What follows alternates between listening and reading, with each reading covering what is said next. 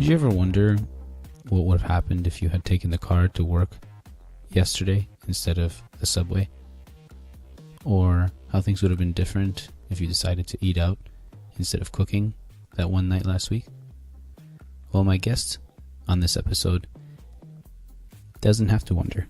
He knows those other options happened, and he believes that every time we make a decision, multiple universes are formed, and formed again and again and again. He believes in the multiverse. I'm very grateful for him agreeing to come on and discuss the topic. I had a great time recording it.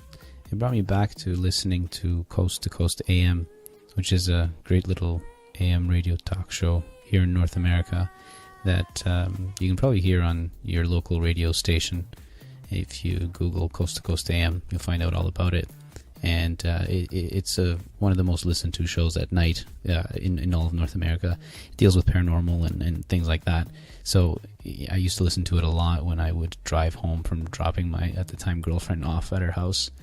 And this was great to sort of do a show with these sort of topics and delve into some of that. So hope you enjoy it as much as I did.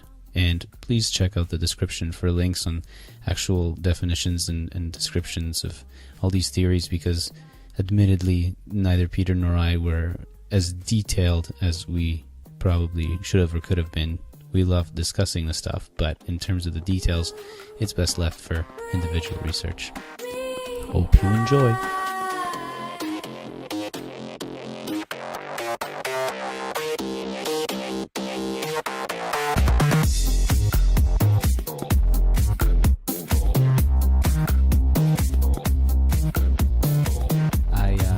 I think it was, like a year or two ago, like closer to the last call somewhere at a bar, we just started talking about this. Crooked Q. Or something like that. And I never knew you had spent much time thinking about it. Oh man, I think about a whole bunch of different things. I like to contemplate, philosophize, overanalyze, reanalyze anything and everything about anything you can imagine. It's just it's in my nature. I don't know why I do it. I just do it. And this is one of those things. And it shouldn't be a surprise to you. I mean, come on, like all the talks about the fourth dimension, anybody who knows me knows those talks very well. I remember you talking about, you're right. Now I remember you talking about this moons ago. And to be honest, I never, and it was also because, we were always under the influence somehow, but I could never fully get it, to be honest with you. What, the fourth dimension? Yeah, I think that was the main thing that you used to talk about. All right, let's turn on the video and I'm going to draw it for you. No. Oh, that's right. I remember you had a whole visual aid. But yeah, I think that's why I like talking to you about this stuff, because you do think about it. And is there a specific, I know when we started talking about this, we were like, okay, different universes and stuff like that, but do your thoughts and do your interests on all these topics, let's call them, do they go sort of towards one direction or one area? No, I'd say everything is pretty scattered, and I never really come to a conclusion, which, in my mind, that's not a problem. It's kind of the way I look at it. It's kind of like keeping an open mind, because anything can happen, right? That's true. That's what I love about philosophy, theology, religion, when you really look at it in a particular way. Yeah. This is where you made this... or politics into this, but yeah, I suppose that's correct, yeah. In terms of topics that you cannot really arrive at any sort of black or white conclusion on. Right. There's nothing in any of those discussions that you're going to be able to pull out like an experiment or numbers that are going to prove me right, you wrong, or vice versa. And especially with topics such as these. Well, right now anyways, because science can't really prove it one way or another. Like, you can speculate and theorize and whatnot, but there's no way to really test any hypotheses right now. So it is kind of speculation, and it is good to keep an open mind about these things. And so how much research, reading, watching have you done on the actual theories? You know what? It's kind of funny that you asked that, because I don't think I do a lot of research or reading like into scientific journals or anything like that. It's more kind of like I'll read a science fiction novel, like an Isaac Asimov book, or maybe I'll just watch a movie and there will be some kind of concept or theory in that book or movie that I'll like, and then I'll just look into that and I'll just look at one component that piqued my interest from that, and I'll look into that. But it's not like, I'll spend my time and just start researching this stuff on its own.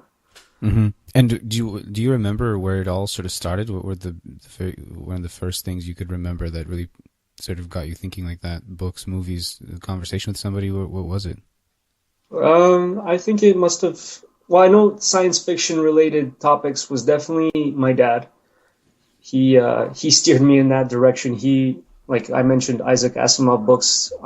Ever since I was a kid, I remember him reading these books, and I guess at one point I just picked one up and started reading it as well. And those books have a lot to do with space and time travel and extraterrestrial life and beings and such. And that's kind of what just started my mind going and started me asking questions. Did you talk to him about it? Did you guys have those conversations? Oh, we do have these conversations at times regarding theories and time travel and space travel. I don't know that we go into great depth or detail about these things as often as I would like, because I do enjoy talking about these things, and like I do enjoy talking about these things with you. I wish there were more people that I could talk to about these types of things. Mm. There's a lot of sci-fi fans. It's just I don't know how deep people get into the actual theories behind stuff. That's true, and I think like with these sci-fi fans, everyone's kind of on a different level, and maybe it's my lack for looking for more people that are on the same level as I am, but there's got to be somebody out there that has the same kind of thoughts that I do. Right. I know you do to a certain point. Yeah, well, and I think it's interesting because I think the basis for the connection is sci-fi, probably. Well, no, for me, a lot of that stuff, again, maybe a very long and drawn-out conversation, but there's a lot of that in theology and religion.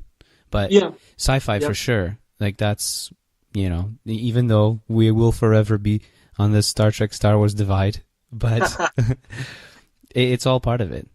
Now, you also, I think I remember the Hitchhiker's Guide to the Galaxy. That was a big thing for you, right? Yes. Which I still have not read. And I may or may not still have your copy of that book. No, I snagged it back from you. Okay, I remember. Nice. Good for you. People definitely need to do that. If I have something of yours, take it back because it's somewhere at my parents' house on a shelf. It's a big regret of mine not having read it. I'm having generally issues right now with not reading. It's horrible. I got to get back into that. I don't know if you've kept it up. No, I'm in the same boat as you, Adam. I need to get back into it. I keep saying I'm going to read something, and I have a list of books, but I blame technology. I'm a slave to my phone. That's what it is. Well, that's good too. I mean, you're keeping up with the latest and greatest news, right? So, So how does all of this, or does it, affect the way that you function, the way that you live? Is it sort of in the back of your mind all the time? Do you see the world differently because of it? And say you explore a certain theory or a train of thought in a way, will that change, everyday life for you? No, I don't think it really affects everyday life for me. I mean, the only thing I do is I tend to just ask anybody. I tend to overanalyze anything and everything.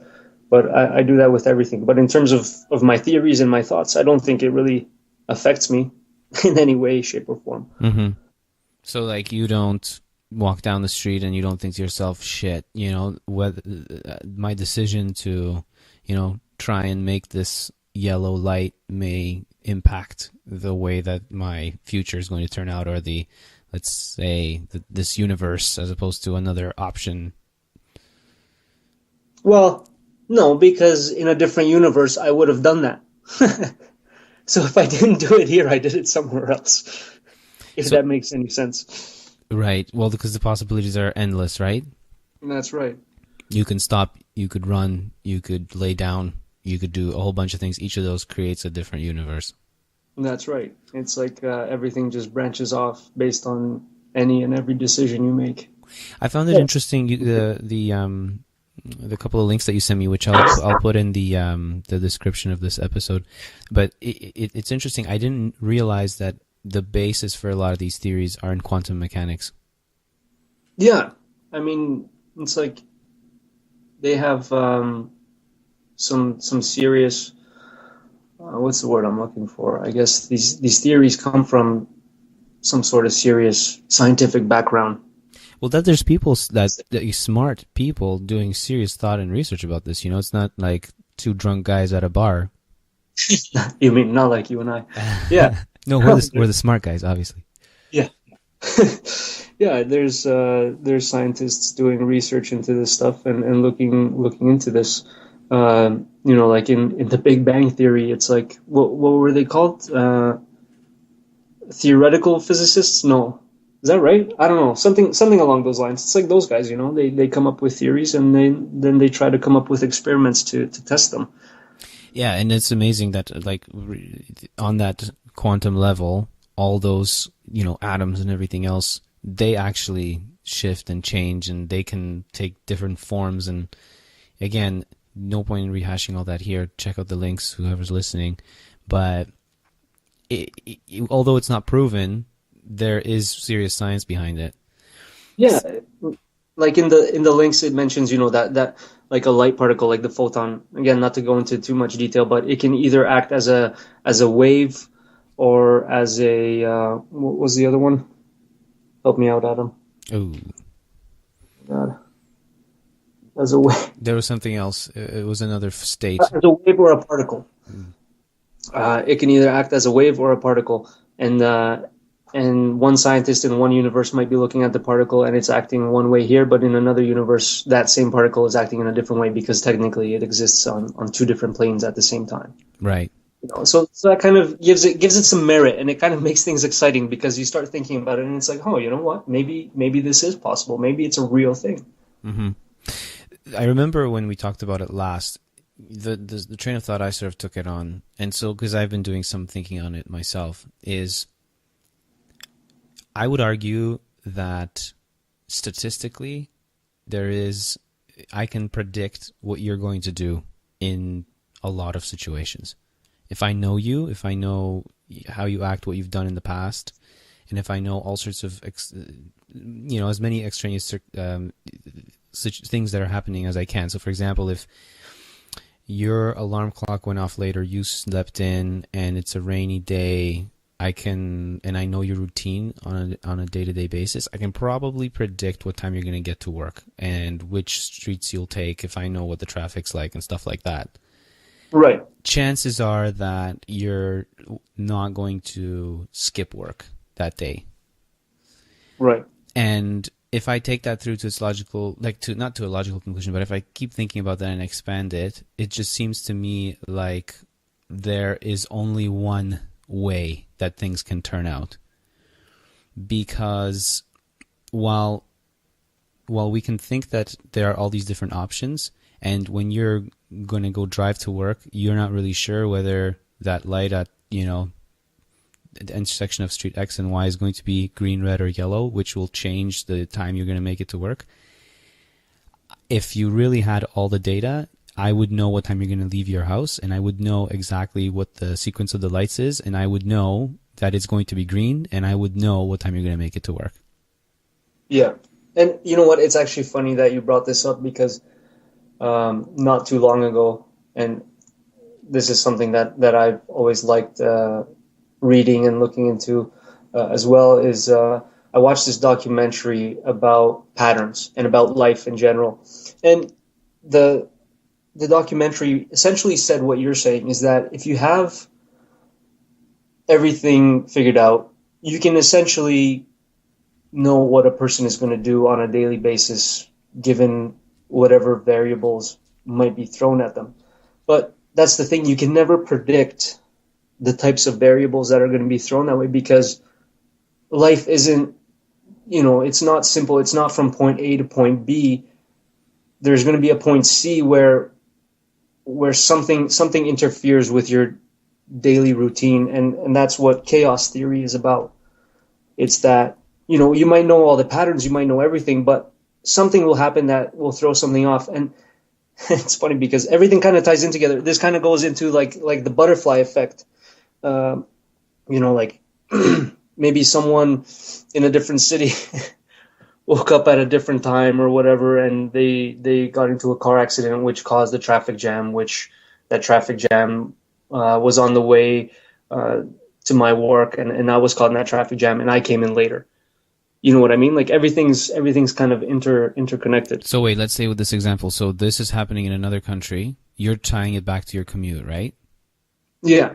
In direct ways, like maybe that accident in another country happened 12 hours ago, and somebody there was actually on their way back to Toronto, and then later that impacted when they got in their car, and it impacts traffic on your commute to work, that kind of thing? Yeah, sure. Okay, so it's not so much like, oh, a butterfly flaps his wings here and then something happens. It's an actual direct connection. Yeah, I don't, to be honest, I don't know where that whole butterfly thing came from. I'm sure there's a good story behind it, but yeah, that's essentially what the butterfly effect means. I get, yeah, the premise of the chaos theory. Right, so I dig it. You're saying that there are things that can happen which will throw off your routine and impact, say, what I'm trying to estimate, right? Yeah. But again, this is not that this is this is not humanly possible, I guess, but the data exists that can actually also predict that traffic jam in that other country or that accident. And so what I'm saying is, if you are able to collect all the data, so, knowing that it's going to be raining in that country 12 hours before your commute, and that person that's about to cause a traffic accident is sleepy or whatever, you can actually take that through, again, to a conclusion and figure out that will happen. You know what, I suppose if you had information that would go that deep, then sure, you could probably figure out anything. Right, but so you can't, I can't, I don't know, unless we all had chips installed in us that gave all this data all the time, it's not possible. But it's just like testing all these other theories. Theoretically, it should be possible, right? Theoretically, if you would have all the variables, then why not, right? But this is where, for me, the multiple universe thing starts to break down, because I'm trying to find the random that you're talking about, right? And to me, right now, I'm not seeing random. I'm seeing patterns, and I'm seeing probabilities, and I'm seeing variables that can help me actually determine what's going to happen. And if I had them, I would know what would happen, and therefore, there's only one way that things can happen. But I think that looking at it that way, like you can see the patterns, the generalized patterns, like the bigger picture.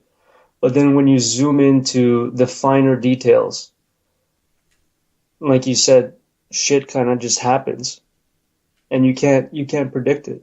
Like it'll just happen. I'm just trying to test this, because the great thing about having these theories is, and having any kind of opinion is being able to test it, right? And that's why I'm like, you're actually like, I'm glad I can talk to you about this stuff too, because there's not a lot of people that you can sort of try and test these things against or bounce them off of. So just help me understand. Give me an example again of like the most random thing that you can think that would come into play in this example that we've been talking about, or any other.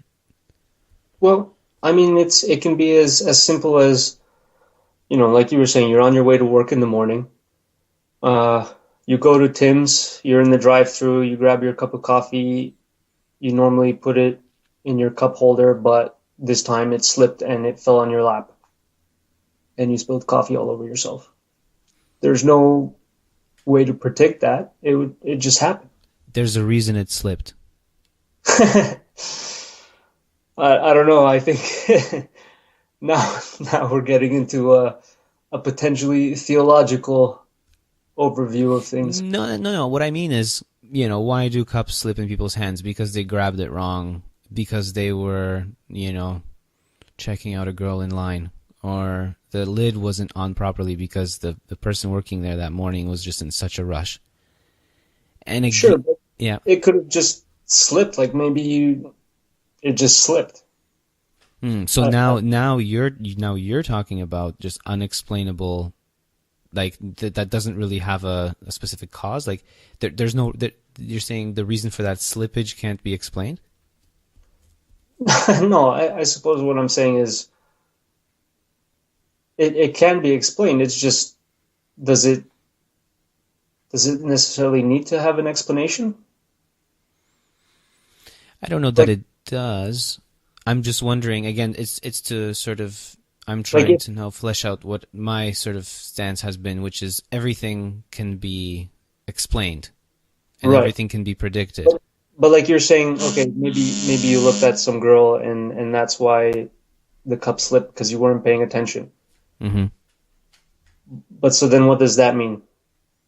So then That means that I can, knowing that you like to have coffee sometimes in the morning or on Mondays or Wednesdays, and that you go yeah. to Timmy's, and that you do like to check out girls in line. I know that there's a probability, and then if I figure out other things where you're standing and stuff like that, which again can be figured out based on how many people are in line and stuff like that, I can get to the point where I'm like, I don't know what the percentage would be, but I am fairly certain, or I am 100% certain that Peter's about to drop his cup. But then it also gets like why did this girl attract your attention in the first place? You're a heterosexual guy. You like looking at pretty girls. But what if everyone in the lineup is wearing black clothes and she's wearing black clothes too? You wouldn't even notice. Like something that would Fair. cause her to blend in. What I mean? Fair. And at that point, I would say, well, you're not going to check her out. But there's still the chance. Then, okay, fair. But then, knowing you, if I knew you, how often, are you the kind of guy who's like always trying to see if a girl is pretty, or you just really, it would have to be like somebody looking right at you for you to notice? Again, chances are, chances, right? Percentages. Yeah. Well, that's you know what that's the great thing about life is that everything is probability. But then, yeah. Mathematics, it's all probability. Well, interesting, and so maybe there's always that whatever slim chance or 50-50 chance. Yeah, but it's funny that you mentioned chance because I think one of the links that I sent you, or maybe it was a different one that I was checking out, was mentioning like, and this applies to like alternate universes or parallel universes and the percentage or probability of their existence. It's like everything is probable.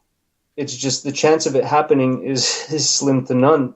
Like they gave one ridiculous example. It's like if two dragonflies were to mate, there is a chance that the offspring can be an elephant, but it's That sounds strange. but based on probability, like that probability still there is a certain chance that it But can we happen. have no proof of anything that extreme happening. Not as far as I know. No, I will agree with you on that one. But mathematically, there is a chance.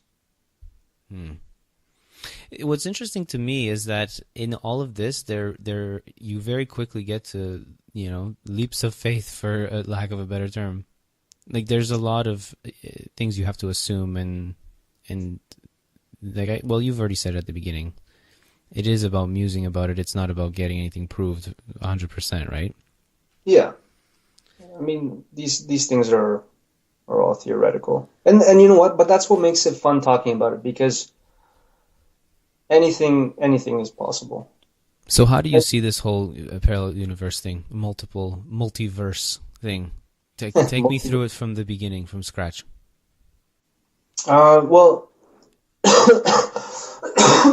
excuse me, I'm recovering from a bit of a cold, which I'm hoping will give me a sexy voice for this podcast. There you go. Like in the link that I sent you, there's three potential versions of parallel universes. There's one which is kind of what is the observable universe and how far we can see the universe and universes next to ours. So that one kind of says that, if you take a look at the sky, everything is so massive, it's so great, everything extends so far away that chances are there is another planet like ours. And who knows, there might be another you on this planet somewhere in existence, Mm-hmm. In a different universe. That's like, I think that was called the bubble theory. Then there's another one, it's the dimensional theory where it's like, there are X dimensions to existence, not only the three dimensions that we know of. And our universe is on a certain dimension, and then on different dimensions, there's other universes that parallel ours. And then there's the third theory, which is the one that I always like to entertain. It's the one of choice, the one of option, where whichever choice you make, everything branches out from there, and it could have gone one way or another or a third way. There might be a universe where you decided that you don't want to make a website and call it For What It's Worth and have this podcast. Mm-hmm. So, and so every moment, like to... so this is the theory you entertain. So at every moment, these universes are splitting, and every choice that you're making creates a new one. That's right. That is running in parallel. That's correct. And I think that one of the reasons why I like to think about that one is because I also like to think about the possibility of time travel. And I like to think that if you go back in time and you change something, then you're changing your future. Mm-hmm. And essentially what you're doing is you're just tapping into a parallel universe that already existed anyways, except now you're there instead of in the one you were originally. But it kind of ties into one another. But you could technically go and travel to the other universe, but back in time. Technically. Mm-hmm. And presumably, these universes would have you in better or worse states, right? I mean, that's right. Depending on the decisions you made throughout your life, right? Mm-hmm. So, Adam, there's a universe with you on the street, man, and I'm right next to you in that cardboard box. That's true. And there's maybe one where we're super hella rich. I mean, these things are often explored, like Simpsons, right? There was a whole treehouse of horror where Homer could go into these different universes, and they were, bad for different reasons. And then he finally gets to one where it's everything seems so great, and like the family's so polite, the kids are so good, and he's like, I've hit the jackpot, because in the previous ones he's like gone. It's been like all dinosaurs walking the earth and like all this other stuff, and he asks Marge, I will have a donut for breakfast, and Marge goes, donut? What's a donut? And he freaks out. And that's when he freaks out. Mm-hmm. So then, okay, would you want to check these other universes out? Oh, yeah, sure. I mean, it's kind of like, and this is where you get, I guess, more philosophical and more into the whole theology point of things, and even just the what if things. Like, you can answer all your what if questions, right? Like, what if, I went to university to study something else? Or what if I didn't go to university and just went straight to work to try to make a lot of money and try to make a living for myself? You can almost go back and see which option would have been the best for you if you could go check out these different universes. And then would you like the ability to switch into that universe? Your current consciousness? You know what? I don't know about that. I really never thought about that. I don't think I would. I think I'd like to stay here and figure things out in this universe before moving on to somewhere else. Yeah, that's what, it's always interesting to me when people talk about regrets and when they say that they wish they would have done things differently. But every decision that you've made, whether you think it was a bad one, has impacted your life in a way which you probably don't even know. Right. And so something that you've done that maybe on the surface seems like the stupidest thing and the worst thing, and if you could go back, you would avoid it. You don't know how that then impacts the rest of your life, who you meet, the turns your life takes because of it. When you trace your life back, it's just incredible to think about what really goes into where we are today and who we are. Yeah, exactly. It's like what made you the person you are today. And I, for one, would even be scared to touch any of it. Like I would, like you said. Well, I mean, it also helps that we're probably it's safe to say that we're happy with our lives, right?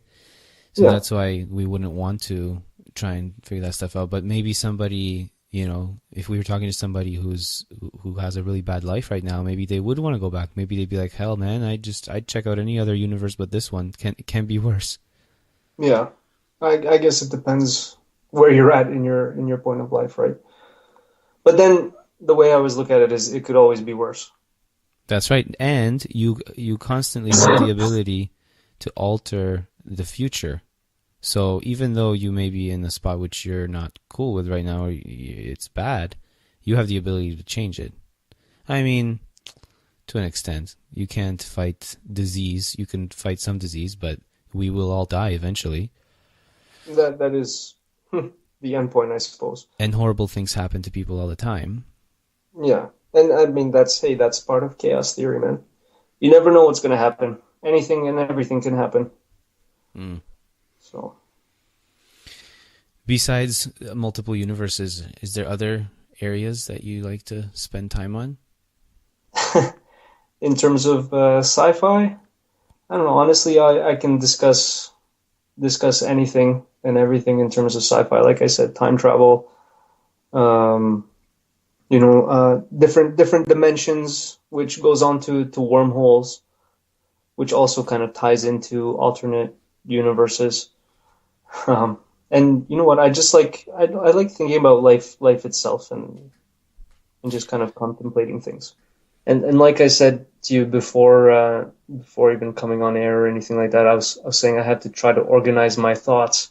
Otherwise, I'm going to be all over the place. And it's clear that I was just unable to do that because regardless, we kind of went all over the place. And I don't even know that we touched on parallel or alternate universes all that much, but well, tell me about that, because I'm not too familiar. How do those differ from what we talked about in terms of different universes being created all the time? Well, I just meant in the sense of, I guess more in the sense of how they come about to be and the proof of such, which we touched upon lightly, but I just thought that we would get a little bit more in depth. But well, do you have? So I will admit I looked over some of the stuff you sent me, and I got the basic understanding on the quantum level that we talked about. But yeah. I'm pretty sure that I'm nowhere close to fully understanding it, and anybody listening to this is unless they're more versed in this than we are, probably also has questions. So tell me more. Tell me what you know, because I need to know as much as I can to try and understand it. Well, I just wanted to make one point maybe, and it's that that first theory regarding the whole bubble universe thing. I think that's probably the most probable one, and that's saying that somewhere out there, because our universe is vastly expanding, our observable universe is vastly expanding. Somewhere out there has to be multiple planets that can, sustain life and that possibly have gone through the same evolution process that we have and are at the same point that we are. Mm-hmm. So that's just the last thing I wanted to say with regards to that topic. That would mean that somewhere out there, the exact same conditions were present, right? Because our slightly similar with slight alterations, like in that Simpsons episode. Right. Well, yeah, because our existence on this planet is dependent on just the right amount of so many factors. How close we are to the sun, the rotation, then the orbits and everything else of the planets. I mean, one small thing, like if we were just a little bit further from the sun, we'd freeze, etc., etc. So exactly. For another planet to exist, to have life exactly like ours, all those factors would have to be recreated. Yeah, there'd have to be similar conditions. Mm-hmm. Yeah, it's. Do you believe in the things that people have brought forward as proof of extraterrestrials and anything else like that? Like all that stuff about Area 51 and pictures of flying saucers and stuff like that. Nah, I don't know about that stuff. I'm a skeptic when it comes to that kind of evidence. Why is that? Flying saucers and things like that. I mean, until there's hard evidence of something out there, something that's truly unexplainable, I'm always going to revert back to, oh yeah, that's photoshopped. Have you ever experienced anything that you would classify as unexplained? You know what? I can say that I have, and at the time I was like, oh wow, this is amazing, this is incredible. But then when I thought about it and thought about that situation logically, I came to a conclusion that makes a lot more sense than my initial thought of, it's an alien. Mm-hmm. So that can safely be put aside, and those thoughts can be put to bed, because it wasn't an alien or a UFO or anything like that. Mm. But that's not to say that I don't believe that there's other life out there. Like, there has to be. Adam, just go outside right now, look up at the sky, and look up at all the stars that you can see, and there's billions upon billions and billions of possibilities and life forms and planetary bodies and objects out there. It's amazing. Mm-hmm. Yeah, it's interesting, and even with that, you put a lot of rigor on yourself not to believe the things that may come up as proof, though. Here. What do you mean in terms of UFOs and such? Yeah, like Fox Mulder, I think, had a poster in his office that said, "I want to believe," right? And it's that wanting to believe that would have a lot of people, I think, looking for those things and believing in those photos or accounts. Yeah, but like I don't know, I suppose I believe in some things just because I believe in them, but this is one of those things where I need, something substantial to believe in it. Like I said earlier, I overanalyze everything, and I like to think that I think about everything and every possibility. And this is just another one of those things. So until I see something that will make me think otherwise, I'll always be kind of doubtful of any of the photos or any of the videos that I see of UFOs, because I'm sure that there's got to be an explanation for it. Mm-hmm. Maybe that's no way to live life, but... Well, it's a luxury afforded to us in the first world, I think. We don't have to worry about and being in a certain socioeconomic strata. We have all those other needs taken care of, right? So we can sit here and muse about life on other planets, right? And theology and stuff like that. Some people would say that we should be fixing the problems we have on this planet before we even start to look outside. Yeah, and hey, that's not to say I don't think about things like renewable energy and greenhouse gas emissions and whatnot. Mm-hmm. We can start another segment right now just on that stuff. You're worried about offending people again. No, I'll tell them like it is. Yeah. No, I think it's awesome. I think that's what I love.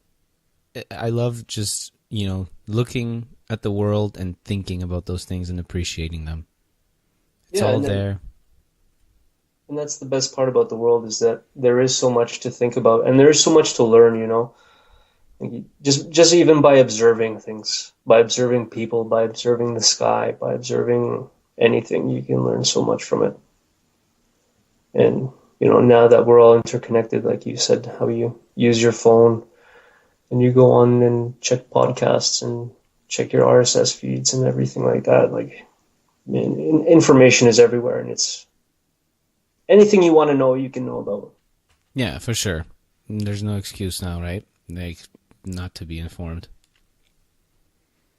So, we're in a good spot in this first world country we call Canada. Hopefully, if the aliens come, they'll visit us first. Yeah, as long as they're peaceful. Well, that's the other thing, right? I think one theory is that we don't really want to meet aliens, because if they come, they have better technology than we do. And if they're traveling the universe, there's a chance that they have run out of resources. Yeah, and they're just coming to harvest whatever we have left. Exactly. Yeah. Hey, it's possible. Cool, man. Well, I really enjoyed this. I think I understand more where you're coming from now. I think I have more questions. Well, that's the great thing, right? I still struggle with a lot of it, especially when I consider how predictable some things are, but I get where you're coming from. No, but Adam, that's the thing. I also understand what you're saying. Like, and I don't disagree. Like, if you have all the variables, then sure, you can predict anything and everything. Why not? But the thing is, we don't have all the variables. Mm-hmm. That's what makes things interesting. That's what makes it interesting. Mm-hmm. All right. Well, in this universe, we'll wrap up. Maybe tell folks what good resources are for learning more. Besides, I will post what you sent me, but are there sources that you go to more often to check out cool ideas or to read something or watch something? Are there movies that you saw recently or books that you read that really explore, like, again, from science fiction to like more actual science stuff that you sent me? What would you recommend? You know what? Honestly, if you want some good classics about sci-fi and this kind of space stuff and time travel, check out the classics, Isaac Asimov. That's how I got started. His books are awesome. And the thing is, I think he was a university prof in a physicist or astrophysicist, something like that. So he has a background in this field, and then he goes on and writes these amazing sci-fi books. So that would definitely be a good place to start. How do you spell his last name? I believe it's Assimov. Awesome. So yeah, check that out. And get into it. Sci-fi is awesome. Oh. Star Wars for life. Oh no, we're losing Peter again. Thanks, man. Yeah, thank you, Adam. Alrighty, have a good night. You too.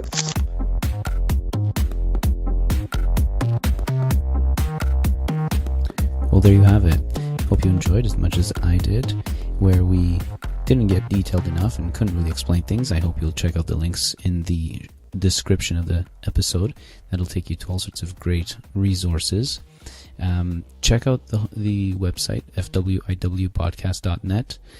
Drop me a line there or on Facebook, facebook.com/FWIWpodcast, twitter.com/FWIWpodcast.